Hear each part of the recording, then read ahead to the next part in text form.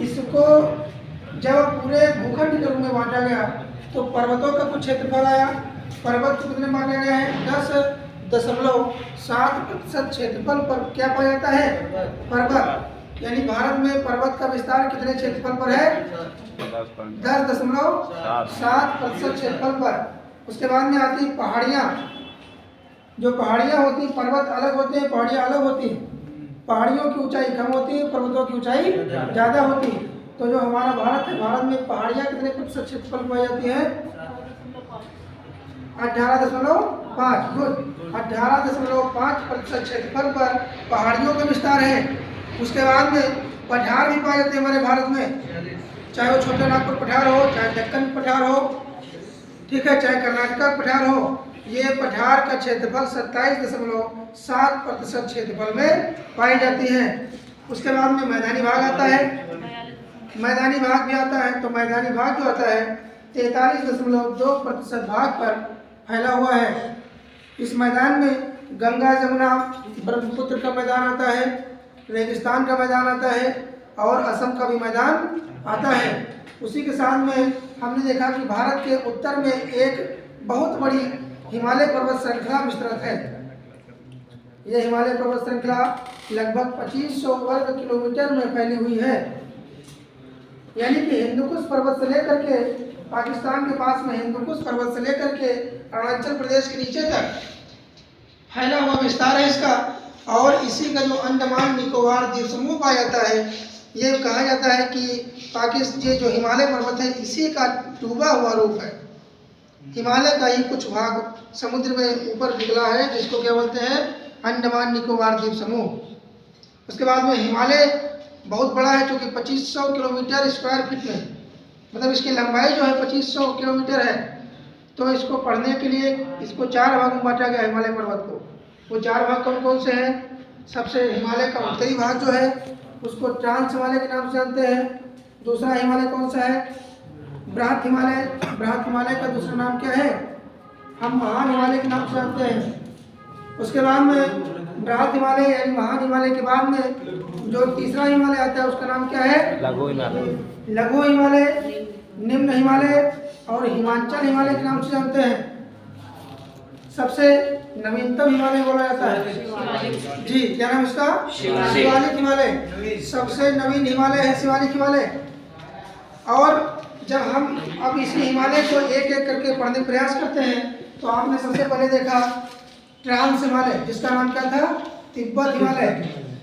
Trans Himalaya जो महान हिमालय है, महान हिमालय के उत्तर दिशा में स्थित है, जिसका नाम क्या है? ट्रांस हिमालय। ट्रांस हिमालय जो बृहत हिमालय है, इसके जो इसको अलग करने का काम करता है उसका नाम क्या है? ITSZ। क्या नाम है उसका? ITSZ। ITSZ का फुल फॉर्म क्या है? Indo Tibet suture zone. क्या नाम है इसका? Indo suture zone. ये बृहत हिमालय, महान हिमालय जिसका नाम है, तिब्बत हिमालय से अलग होता है। इसी तिब्बत हिमालय में यानी इसी ट्रांस हिमालय में 4 श्रेणियां पाई जाती हैं, जिनका नाम क्या है?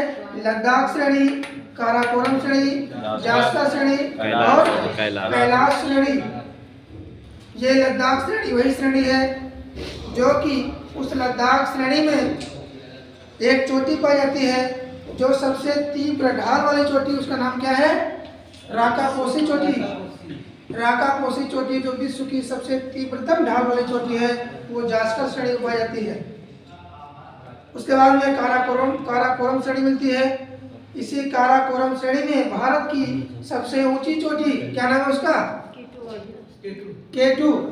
इसका दूसरा नाम है गार्डन आस्तीन, जिसकी हाइट पूछी जाती है 8611 मीटर, जो कि भारत की ही नहीं अभी तो पूरे विश्व में दूसरे नंबर की सबसे ऊंची चोटी है। सबसे ऊंची चोटी विश्व की कौन सी है? Mount Everest. इसकी ऊंचाई कितनी है?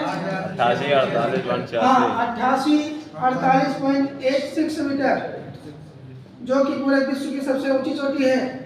ये किस देश में पाई जाती है? नेपाल देश में। नेपाल देश में इसका नाम क्या है? सागरमाथा के नाम से जानते हैं। ये जो आपने देखा कि विश्व की सबसे ऊंची चोटी सागर माथा, माउंट एवरेस्ट। इस पे सबसे पहली महिला, भारतीय महिला कौन थी जिसने चढ़ाई की थी? बछेंद्री पाल। बछेंद्री पाल ने, जो कि भारत की सबसे पहली महिला थी जिन्होंने माउंट एवरेस्ट पर चढ़ाई करने में सफलता प्राप्त की थी। किस वर्ष प्राप्त की इन्होंने सफलता? 1984 में। ये माउंट एवरेस्ट हिमालय के किस भाग में पाई जाती है? तो बृहद हिमालय में पाई जाती है। ये बृहद हिमालय जो है, बृहद हिमालय में जितनी चोटियां पाई जाती हैं इनकी औसत ऊंचाई जो होती है 6100 मीटर से ऊपर है बृहद हिमालय की ऊंचाई। उसके बाद में जो ट्रांस हिमालय है, इसी ट्रांस हिमालय में हमने बताया कि जास्कर श्रेणी, लद्दाख श्रेणी और काराकोरम श्रेणी तथा कैलाश पर्वत श्रेणी पाई जाती है। लद्दाख श्रेणी और जास्कर श्रेणी के बीच में सिंधु नदी बहती है। पूछा जाता है कि सिंधु नदी किन दो श्रेणियों के बीच में प्रवाहित होती है? तो कौन सी श्रेणियां है वो? लद्दाख और जास्कर श्रेणी। आपसे पूछा जाता है कि सिंधु नदी भारत के सबसे गहरे गाज का निर्माण करती है, वो किस स्थान पर करती है? गुंजी नामक स्थान पर करती है। कितना मीटर उसका गहराई है? 5500 मीटर गहरे गाज का निर्माण करती है सिंधु नदी। ठीक है। उसके बाद में हमने क्या देखा? जो बृहद हिमालय देखा। बृहद हिमालय में भी विश्व की सबसे ज्यादा ऊंची चोटियां पाई जाती है, जो कि हमेशा बर्फ से ढकी रहती है। किससे ढकी रहती है? बर्फ से ढकी रहती है। इसका मेन रीजन ये है कि ये सबसे ऊंचाई पर पाई जाती है चोटियां।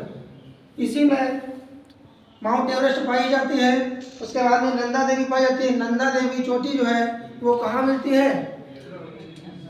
भारत तथा नेपाल में। और भारत के कौन से स्टेट में पाई जाती है? सिक्किम में। जिसकी हाइट कितनी है? 8598 मीटर। भारत की दूसरी सबसे ऊंची चोटी का नाम क्या है? कंचनजंगा। कंचनजंगा की हाइट क्या है? 8598 मीटर। ठीक है। अब इसको पढ़ते रहिए।